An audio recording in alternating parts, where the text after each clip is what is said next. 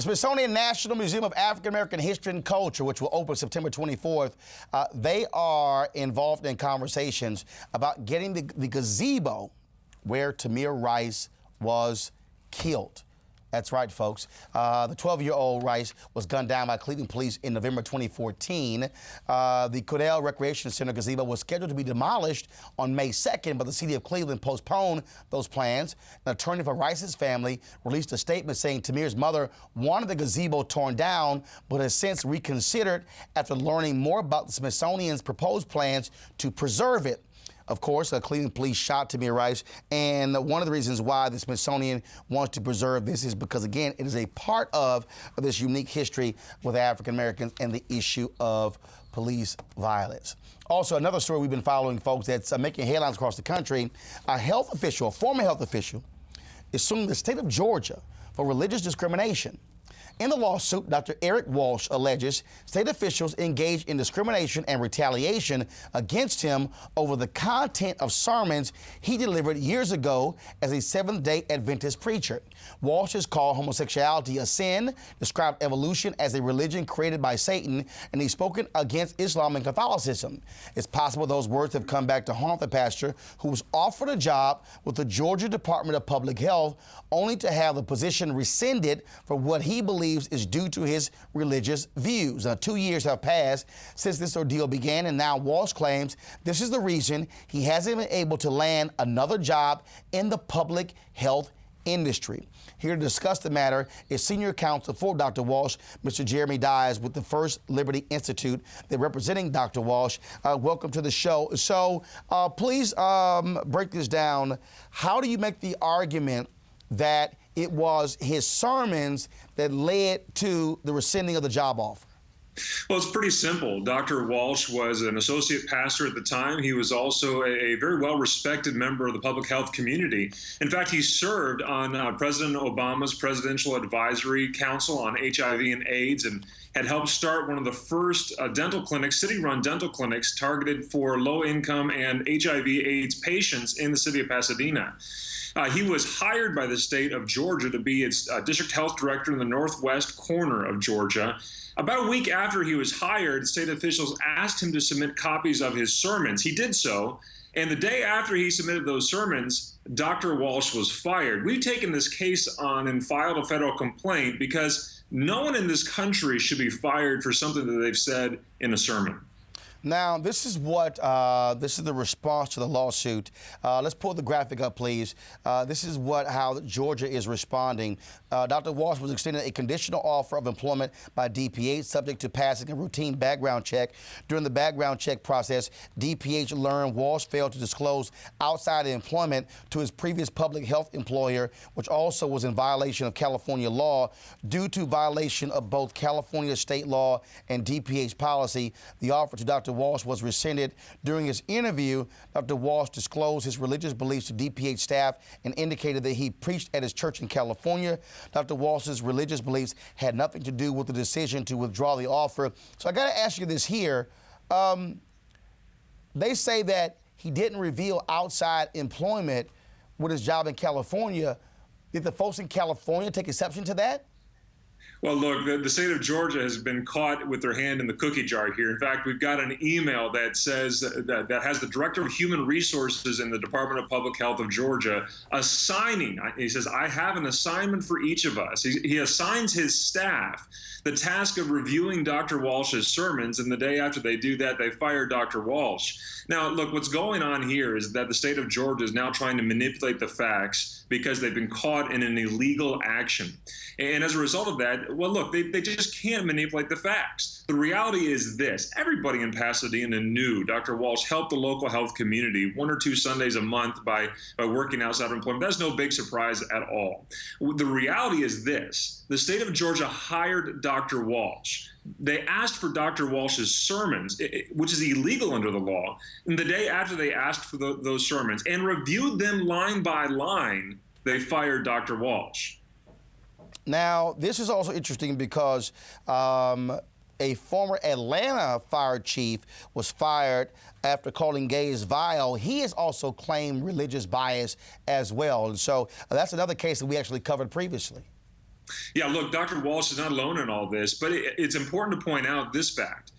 There was nothing that Dr. Walsh did on the job. There was nothing he didn't do on the job. He was still very well qualified, having had his medical degree, having had his doctorate in public health.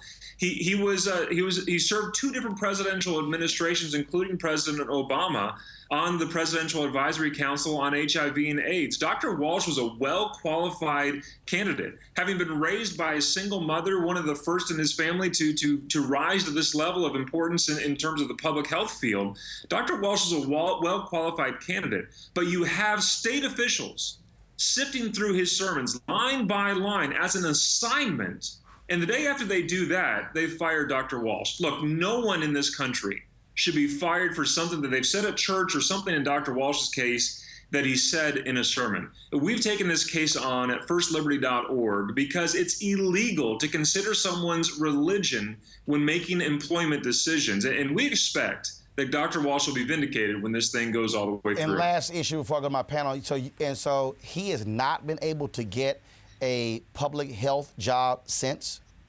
That's right. Ever since he was illegally fired by the state of Georgia, Dr. Walsh has had a very difficult time finding a job in the field of public health. Now, remember, his credentials haven't changed. In fact, if anything, they've only increased, having once secured a position with the state of Georgia.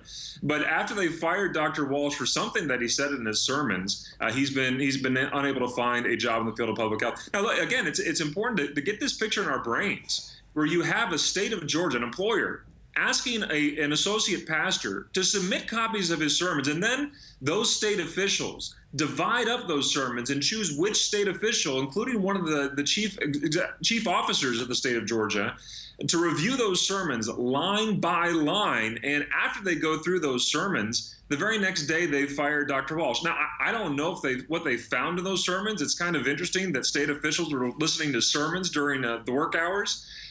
Maybe they just didn't like the fact that he was a preacher. I don't really know. Gotcha. What I do know is that the day after they reviewed those sermons line by line, they fired Dr. Walsh. And that's a violation, a very severe violation, Gotcha. not only of religious liberty, but of Title VII. Jeremy Dodds, we appreciate it. Thanks a lot.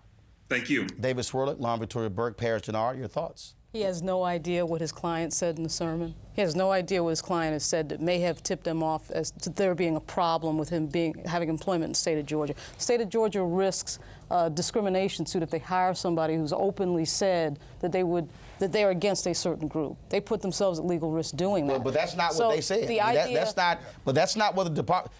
Georgia didn't say that in their response to the lawsuit.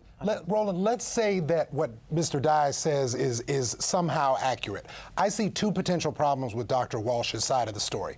One is that we have a First Amendment, and the First Amendment protects your right to free speech and free exercise of religion. Mm-hmm. But I would like to know if Dr. Walsh also believes that free exercise of religion extends to if another pastor somewhere else said something against interracial marriage or said that black people were cursed, should they be able to be a public servant? And if so, fine. But if not, he's a hypocrite. Second problem. But this also reminds me, though, of the black woman who I believe was at Gallaudet, who was working in diversity, who at her church signed a petition against the same-sex marriage law in Maryland. They wanted her fired. They went in, looked at her record, saw that she helped Paris open an LGBT center, saw nothing in her work history that said she discriminated, and she said, I made a decision as an individual at my church. Right. So, can you do something in your church or even as a pastor and still do a public health job? Well, that's the reason why you see a lot of people, especially on the Republican side, saying that religious freedom is under attack in Christianity, and it's going to potentially be a significant issue in the election. You can't use religion as a shield for discrimination. But it's not a shield. But I got to ask you a question, though, Lauren, one second. But Lauren, one second. I got to ask the question, though. If you're Georgia, do you analyze his work history to say, did you discriminate? They analyze his work history. That's why they listen to the tape. No. His work history as public health director of California. I believe in free speech.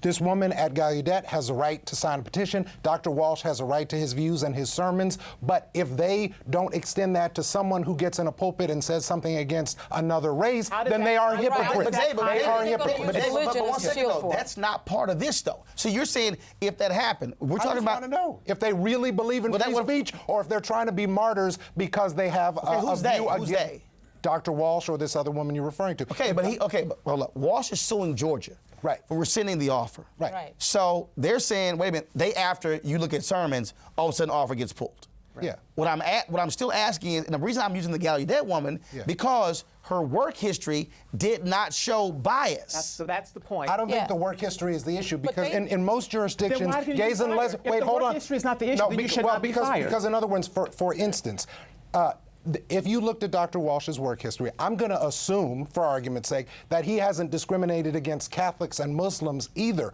But Catholics and religion, they have a right to their free speech, and religion is a protected class in most places, including Georgia, I assume. So if he gives a sermon, as has been reported, that also denigrates Catholics and Muslims, as has been reported, then to me, that they have a free speech right to their religion too, and they have a right to go to the public health department, not run by someone who doesn't like their religion. At the end of the day, at the end of the day, if Dr. Walsh did not do anything that showed him to be discriminatory in his work as a health professional, he should not have been fired. And would you say the same thing if someone got up in a pulpit and said that interracial marriage is a sin, but then went to work the next day? That's my religious belief. That's my religious belief. If you show me those examples, I would. My religious belief is one second. Hold on. Wait. Answer the question, then you respond. The problem is we don't have those examples. But the examples we do have are Christians. One second, Lauren. 1 second. Paris finished, then Lauren. The examples we do have of Christians that come out and say, from a religious standpoint, that they disagree with homosexuality, or they do not agree with the Muslim faith or some parts of Catholicism, and then there's some type of a reaction, a negative reaction to them losing their job or being sued or something like that. We don't have instances where somebody does what you're saying and they lose their job. Oh, please. Our country has... Give me the example. You have 30 seconds. Go. It's unfair. We have plenty of examples of people using religion to discriminate against other people, okay? And what this is about is Walsh is trying to use the shield of religion to say What did he do that? Show me what he did that was discriminatory in his health profession. So basically what you're saying is anybody can say whatever they want discrimination in a church, and it's shielded by that, and they have the right to a state job in Georgia. Right? That's what this is. What I'm saying is a person right to a state job in Georgia. The person has entitled to their personal beliefs and their religious beliefs. And the state of Georgia, and the state of Georgia could be racist as long as they don't discriminate on Monday at their state job. Are you saying that that's okay? Right. And the state of Georgia is not going to get sued for that. Right, sure. They're not. If you're of course, doing your job, then that's fine. Then we don't disagree. We don't disagree. Okay. Freedom of speech. All right, then. Freedom of speech and religion, and both of them also are in the Constitution. Yeah. All right, then. Coming up, we'll talk about the issue of bloating. Dr. Robin Chutkan is here to give you natural solutions for relief, and also it's Wild 'N Out Wednesday. And we taped a segment a couple of weeks ago with our comedians about what it means to be country. Y'all don't want to miss this. All of that, News 1 Now, TV 1.